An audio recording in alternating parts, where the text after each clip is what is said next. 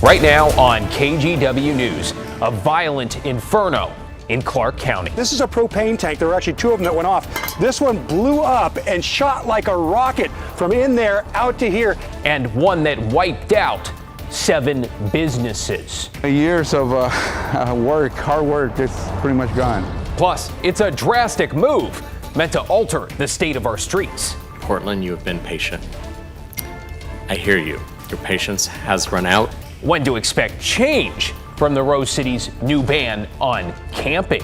Also tonight, a plea for closure. It's very important that people recognize these girls as girls. As those investigating the unsolved deaths of 5 women consider whether they could be connected.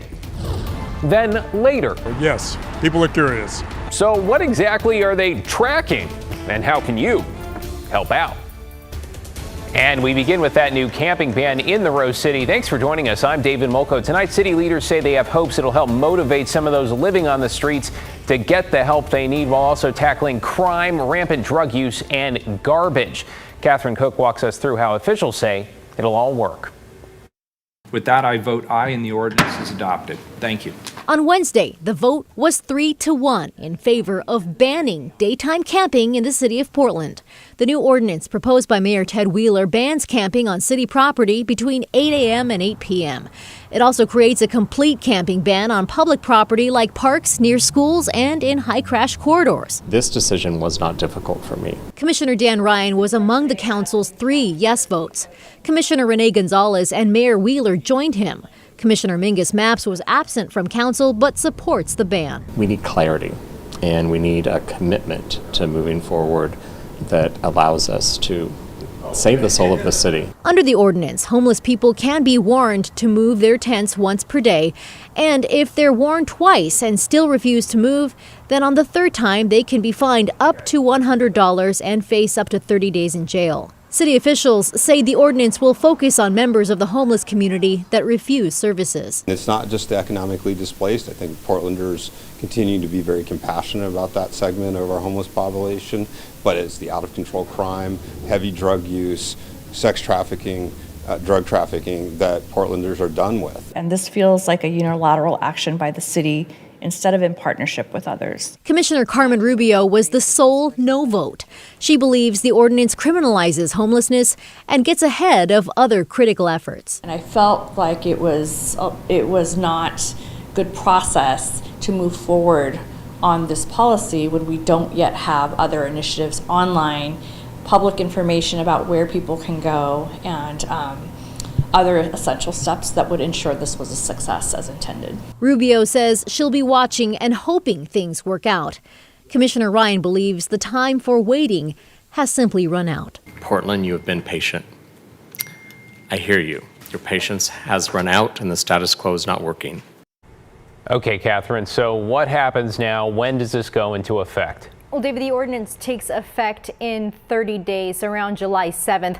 And Wheeler says for the first few months, they're going to focus on education, outreach, and making sure homeless navigation outreach teams have the information they need. They'll also create a map outlining where people can and can't camp between 8 a.m. and 8 p.m., though it's not available quite yet.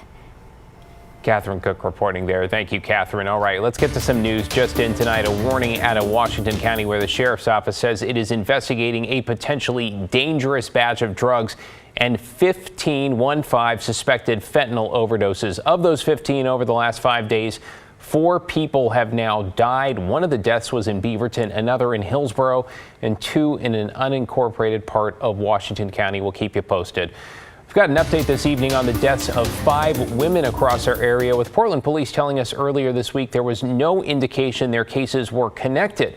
Though, according to the Oregonian, that statement may have been premature. A source close to the investigation telling the paper 3 of the victims do share at least one thing in common. They will all apparently frequented the same areas of town, Southeast 82nd Avenue, and an area near the Clackamas Town Center. Today, we talked to the mother of one of the victims, Charity Perry. The 24-year-old vanished in early March and was found dead a month later in Ainsworth State Park in East County. Perry's mom says she is not convinced any of the deaths are connected, though adds she wouldn't be shocked if they were.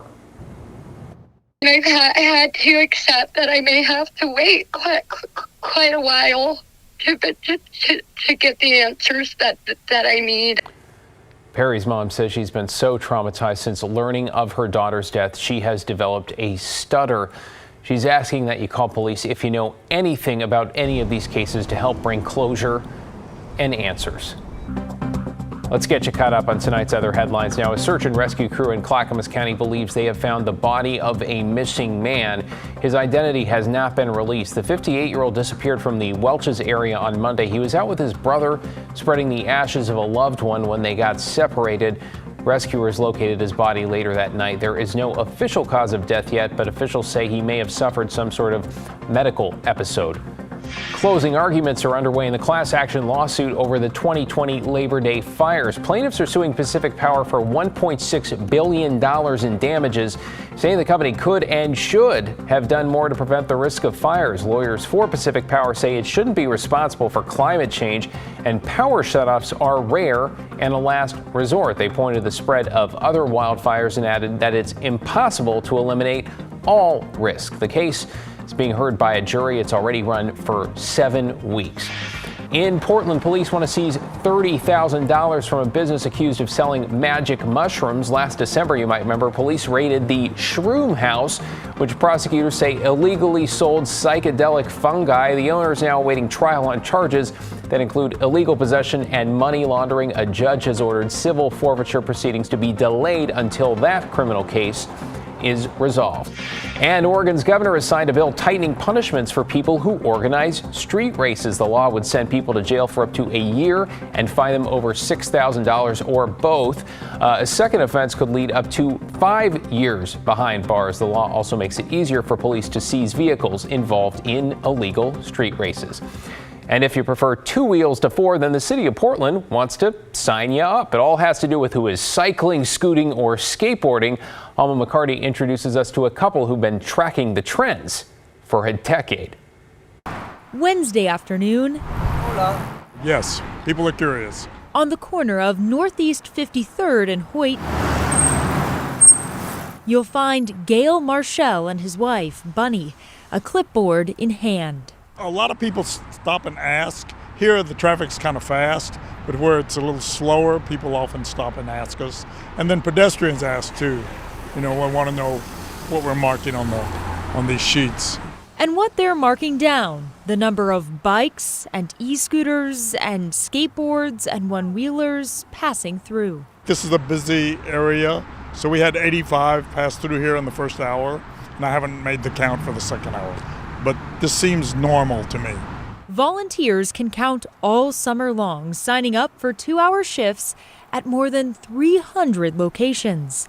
Data collected helps the city get a better understanding of how people move around Portland. Sometimes it shifts around the city. There's areas that maybe didn't have a clear bike route, but we're seeing more and more people biking in those areas. That says to us, oh, we need to identify perhaps some investments to make over there to create more separation, safety, call out that there are more people biking in this area. PBOT's found that bike use has been declining since 2015, with the number of people biking in the city dropping by 46% over the past 6 years.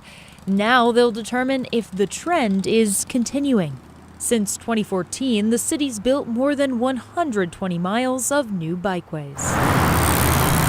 One trend Gail's noticed this year, a whole lot more e-bikes, one of the categories PBOT's specifically tracking this year. And last year we didn't do that in the count, so maybe it's just looking for them has made me more aware of how many there are. But I really think there are more e-bikes out there. Whatever the results may be this time around, the city's grateful to volunteers and counting on them to get an accurate tally. It is a really amazing thing to be in a bike city like Portland and see the variety of bicycles and creativity that comes with that. You know, you see tall bikes, unicycles, all sorts of bikes. And that's kind of the fun part for, I think, for our volunteers as well. Definitely sounds fun to me. This sounds like a very good way to pass the time. And again, PBOT's still searching for volunteers to count at over 300 locations across the city from now until the end of September. But the spots are going fast. We'll have a link online to the sign-up form. David? Sounds like we're going to see you out there with a clipboard. Thanks, Alma.